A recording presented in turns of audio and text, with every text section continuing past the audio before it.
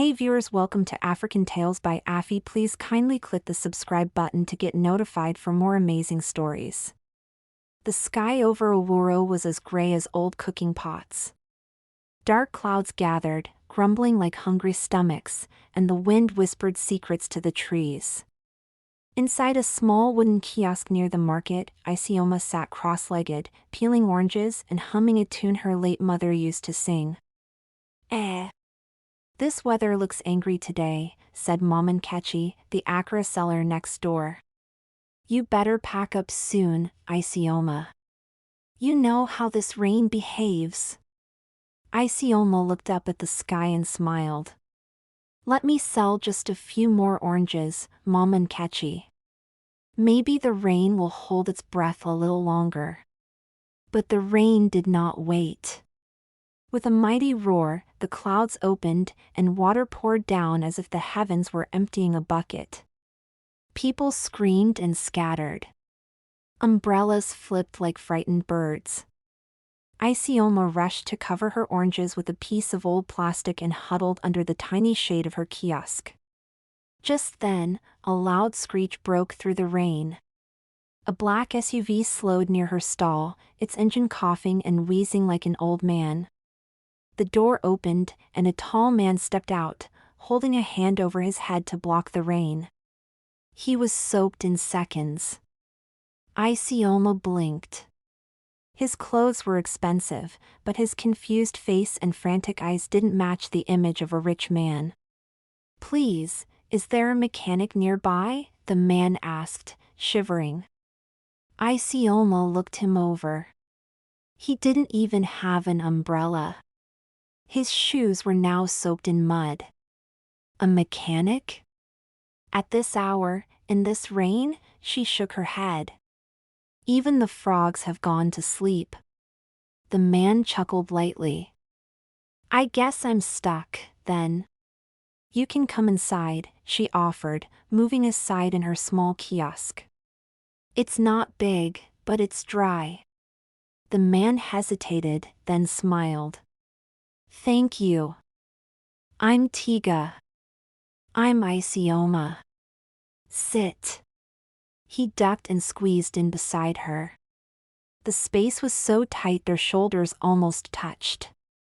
For a while, neither of them spoke. The rain drummed loudly on the roof like village drummers at a festival. So, Isioma finally said, what were you doing driving around in this rain? I was just trying to clear my head, he replied.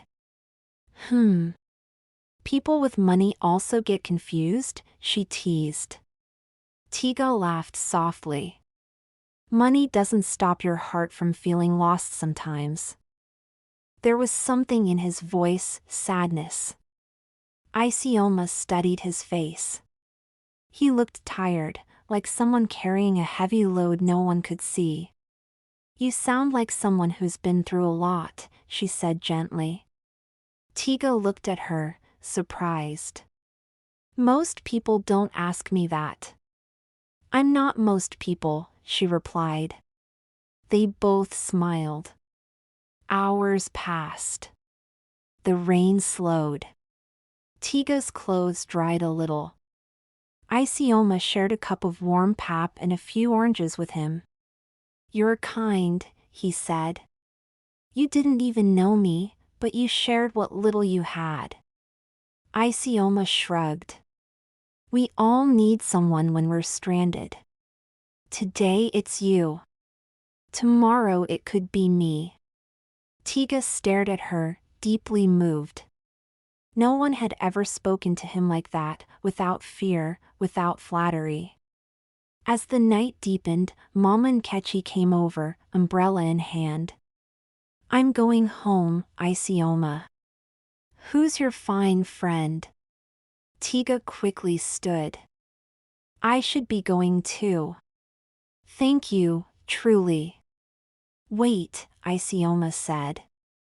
She picked up a nylon bag. Take this. Some oranges and ground nuts. You might get hungry on your way. Tiga paused, taking the bag slowly. You don't even know who I am. She laughed. I don't need to. You're just a human being like me. He stared at her again. Maybe one day you'll know. He turned and walked into the now soft drizzle. Isioma watched him leave, her heart oddly warm. She had no idea who he really was, or that her simple act of kindness had just opened a door to a world she never imagined.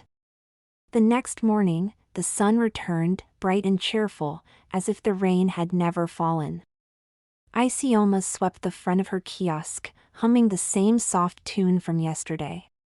But her mind wasn't on her oranges or her broom. It was still thinking about the man from the night before.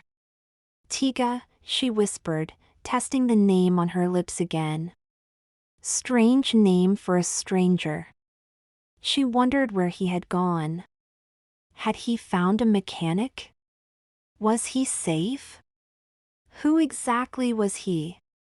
Isioma! Mama Nkechi's loud voice pulled her back to the moment. Yes, Mama. Your handsome friend from yesterday, did he come back to propose? Isioma blushed. Aha, Mama Nkechi. He just needed shelter from the rain. Well, the woman said, crossing her arms. That kind of fine trouble doesn't just fall from the sky without reason.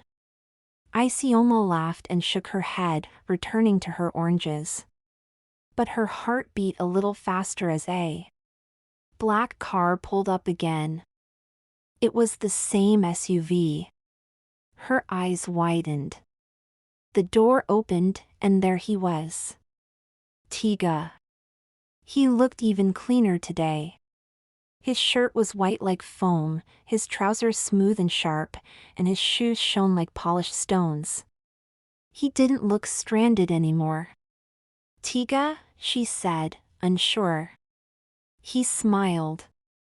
You remember. Of course, she said, stepping closer. You didn't melt in the rain after all.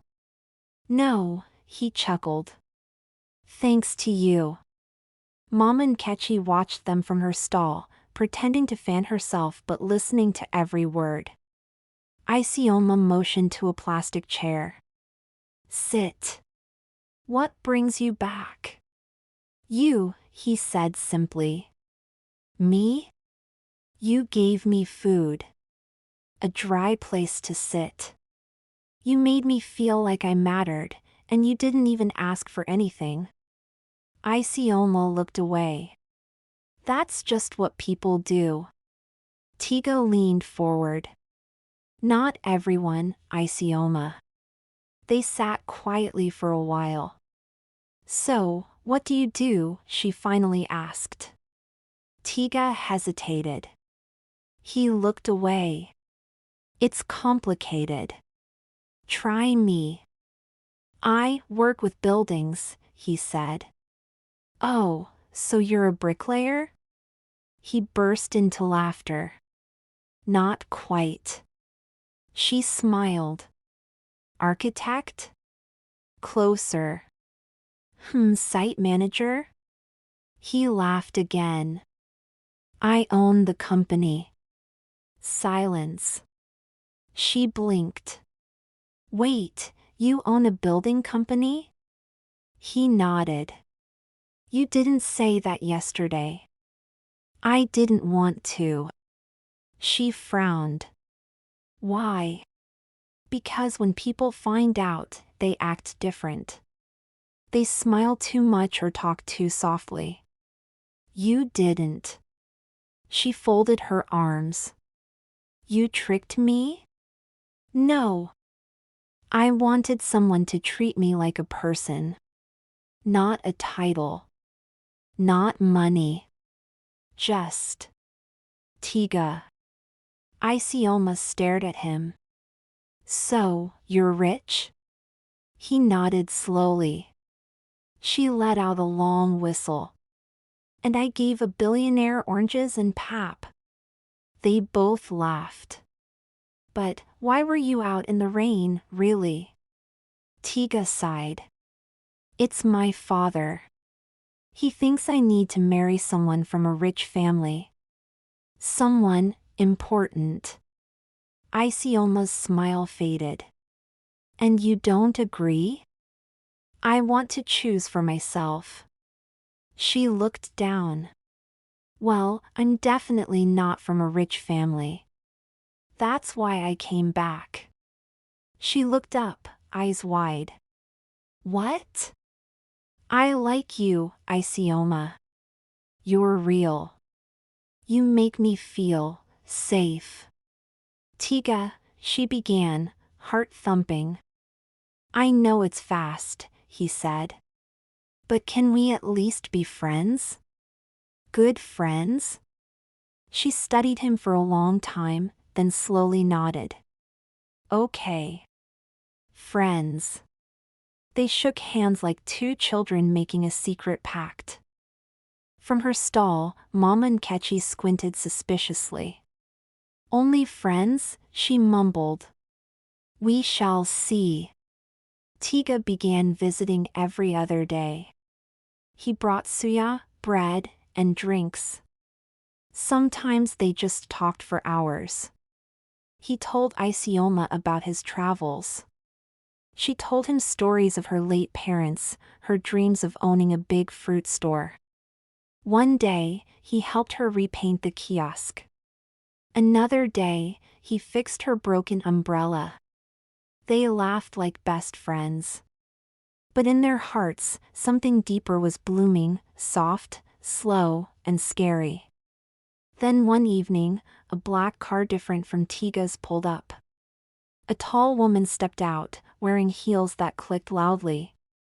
Her lipstick was sharp red, and her eyes were full of pride. Tiga, she called.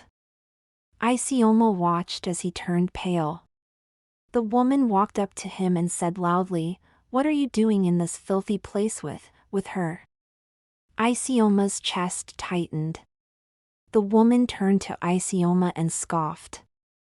Do you even know who he is? I know he's Tiga, Isioma said firmly. Tiga stepped forward. Isioma, meet my older sister. Adiz. Adiz raised her chin. This nonsense must end, little girl. You're not one of us. Isioma stood still. But Tiga's voice rang out, She's exactly who I want. Adiz stared at him, then at Isioma. This isn't over, she hissed and turned to leave.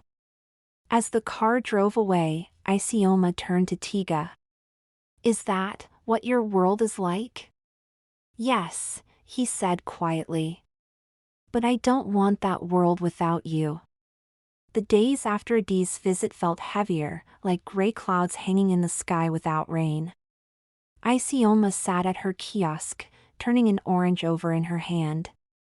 She hadn't seen Tiga in 3 days. Not even a text. Not even a wave from his car window. It felt like the sunshine had forgotten how to shine. Isioma! Mama Nkechi called out, carrying her basket of mangoes. Why is your face like a squeezed lemon? Isioma tried to smile. No reason, Mama. Is it that Tiga boy? She asked, setting the basket down. Isioma looked away. He hasn't come back. Mama Nkechi sat beside her. Ah. Love has entered your eye. No, Mama. Yes, so, the woman chuckled. When someone you care about disappears, it makes your heart dance a cappella. Isioma sighed. Maybe he listened to his sister. Mama Nkechi scoffed. That woman that looks like she eats frowns for breakfast? Forget her. If that boy truly likes you, he will come back. Just then, Isioma's little cousin Kachi ran up to the kiosk, barefoot and panting. Sis Isioma! Sis Isioma, he cried. What is it, Kachi? There's a big car parked near our street. They said someone is looking for you. Isioma's heart skipped. She stood up, grabbed her wrapper, and followed Kachi. Mama and Kechi winked. I told you. At the corner of her street, she saw the black SUV. And beside it, Tiga. He looked tired. His shirt was wrinkled, his hair messy, and his smile soft. I'm sorry, he said before she could speak. I should have come sooner. Where did you go? She asked. My father called a meeting, he said, rubbing his neck. He said I was embarrassing the family. He told me to choose between our company and you. Isioma's eyes widened. And? I walked out. What? I told him that if I have to give up love for money, then maybe I don't need all that money. Tiga, she said, almost whispering. I don't care if we sit on wooden chairs or eat pap every morning. I just want to be where I can laugh freely. Where I can breathe. She swallowed hard. That's here? He nodded. Then he took her hand. I came to ask you something, he said. Isioma blinked. What is it? He reached into his pocket, not for a ring, but for a note. I know it's too soon for marriage, he said. But would you come to dinner with me? At my home. With my family. Her eyes widened. What? Come as you are. I want them to meet you properly. Isioma looked down at her slippers, her simple skirt, and her orange-stained fingers. I'm not like them. I don't want someone like them. I want you. She hesitated, then slowly nodded. Okay. That night, Isioma wore her finest dress, a blue gown she had sewn herself. Mama and Kechi helped plait her hair. Kachi brought out his toy comb to help, but mostly got in the way. When the car came for her, the whole street came out to see her off. Isioma! Don't forget us when you become rich. Oh. If they serve chicken, remember to eat small. Smile. Oh. Show them you have teeth. She laughed all the way to the mansion. It was the biggest house she had ever seen. The gates opened slowly, and the car drove in. Flowers lined the driveway, and lights sparkled like stars. Tiga met her at the door, looking proud. You look beautiful, he whispered. Inside, everything was quiet and cold. Tall paintings. Golden chandeliers, long dining tables. She felt like a fish in a glass of oil. Then, voices. From the next room, Adiz walked in first, wearing a gown that shimmered like water. Behind her was their father, Chief Edu, a tall man with eyes like sharp knives. So this is the girl, Chief Edu said. Isioma stood tall. Good evening, sir. He sat, motioning to a chair. Sit. She did. Adiz folded her arms. So, Isioma. What do you do? I sell fruits. Ah, Adiz said. So you know all about bananas and nothing about books. I know how to treat people kindly, Isioma replied gently. Even when they're rude. Adiz frowned. Chief Edu leaned forward.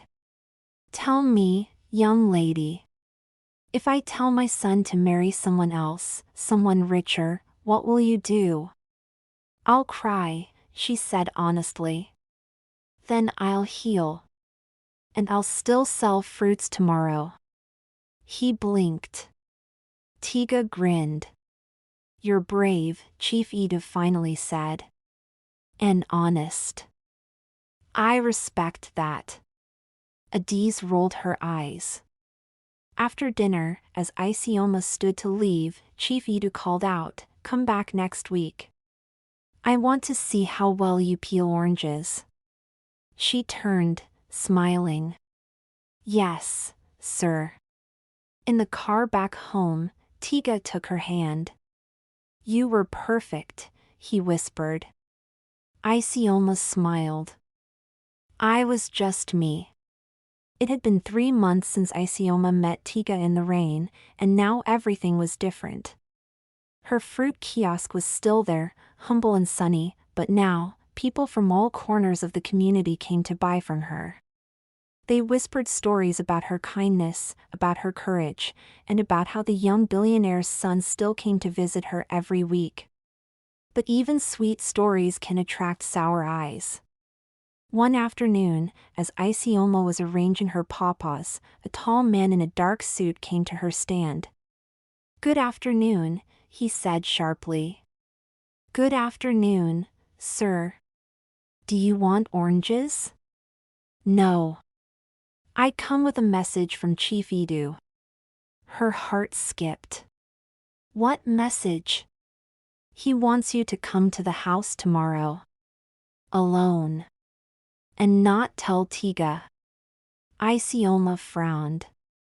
"Why?" "He didn't say." That night, she barely slept. The wind whistled outside like a warning. She wanted to tell Tiga, but something in her heart said, "Go first. Find out what this is." So the next day, she wore a neat dress and went to the mansion. Chief Edu was waiting in the garden, seated like a king beneath a mango tree. "Isioma," he said. "Good morning, sir." "Sit." She did. He stared at her for a long while before speaking. "Do you love my son?" "Yes, sir." "Why?" "Because he listens when I speak. He laughs from his belly. He cares when others don't." Chief Edu nodded slowly. "What if I told you I would give you 10 million naira to walk away?" Isioma's breath caught. "Excuse me? 10 million. No more fruits. No more rain. You can start a big shop, even a school. All you have to do is leave Tiga. Don't call. Don't return." There was a long silence. Then Isioma stood. "Sir, when I met your son, I didn't know he had money. He was just a boy, standing in the rain. And I gave him my umbrella." Chief Edu raised his eyebrows. "If I leave now, I will lose my heart, and no money can buy it back. So, no thank you." She turned and left. As she walked home, her hands were shaking, but her heart was strong. The next day, Tiga showed up at the kiosk, looking confused. "My father told me what happened," he said. "I didn't mean to hide it," Isioma said quickly. "I was scared." He reached into his bag and pulled out a small box. "I wanted to wait, but I don't want to anymore." He opened the box. Inside was a simple silver ring, shaped like a tiny drop of water. "This ring isn't gold or diamond. It's shaped like rain. Because that's when I met you, and that's when my life changed." Isioma's eyes filled with tears. He knelt. "Isioma, my fruit queen, will you marry me?" People passing by gasped. Someone clapped. Children screamed. Isioma covered her face. Then nodded. "Yes. Yes, I will." They laughed and hugged. Mom and Ketchy danced by the side of the road, holding a pawpaw like a trophy. Weeks later, they had a small wedding under a mango tree. Children threw petals. Old men clapped. Even Chief Ida came, shaking his head but smiling proudly. I tried to bribe her, he whispered to Tiga. She said no. That's how I knew she was the one. Tiga grinned. I told you, Papa. She's different. As the music played and laughter echoed across the village, rain began to fall gently. Soft drops danced on rooftops. And under the same rain where it all began, Isioma and Tiga danced, two hearts from different worlds, now beating as one. Hello tribe, hope we enjoyed today's story. Please kindly put what you've learned in the comments section. Please remember to hit the like button, share this to your friends and family as well as subscribe. Bye.